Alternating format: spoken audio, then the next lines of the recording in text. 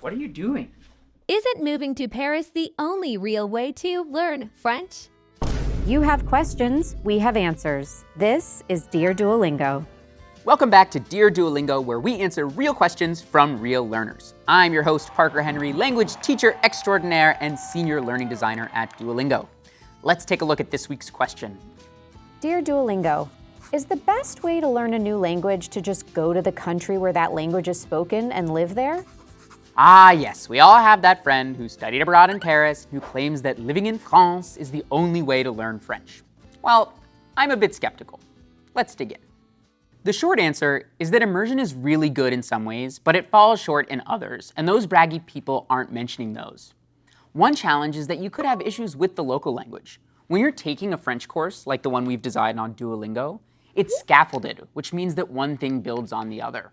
But when you're talking to French people in France, they don't know if they're speaking beginner level French or advanced level French to you. To them, they're just speaking French. The other issue is that you can actually live abroad and barely speak the local language at all. It's true. You could go to Paris and not speak a single word of French. You could just point at the pastry that you wanted, or you could be in a store and you could look up the items that you want on your phone. And sure, while you're standing in line, you could talk to someone in French, but that can be really intimidating, and we get that. And if you're working or studying abroad with fellow English speakers, you're probably going to end up speaking a lot of English. And even when you're in groups with people from different language backgrounds, the group might default to English automatically. So you may be in Paris, but only saying oui or merci, and that's probably not what you had in mind when you set off to learn French. And let me be clear, I'm not anti-immersion. It's a great way to get lots of exposure to a new language. You'll be hearing people using the language that you're trying to learn all the time, and it gives you so many opportunities to practice, and that is incredibly valuable. And if you're one of those brave learners, you just might strike up a conversation with one of the locals. Ah, bonjour, comment ça va? Pour toi. I'm just saying there's no one-size-fits-all solution. And anyone who tells you that you have to drop everything and move abroad to learn a language is lying to you, or they're secretly working for that country's tourism bureau.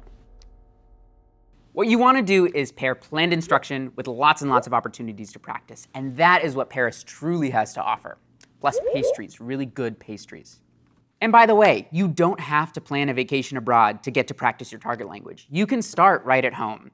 You could change the language that your phone is in to the language you're trying to learn. You could watch movies and TV shows in your target language, or you could follow influencers who make content in your learning language. So you can learn a language abroad if you want, but you don't have to. You can start right where you are. Thank you everyone for joining us on this episode of Dear Duolingo. I am your host, Parker Henry. Join us next time where we will answer more questions from learners like you. And if you have a question for us, you can email us at dearduolingo@duolingo.com or leave it in the comments below. À la prochaine!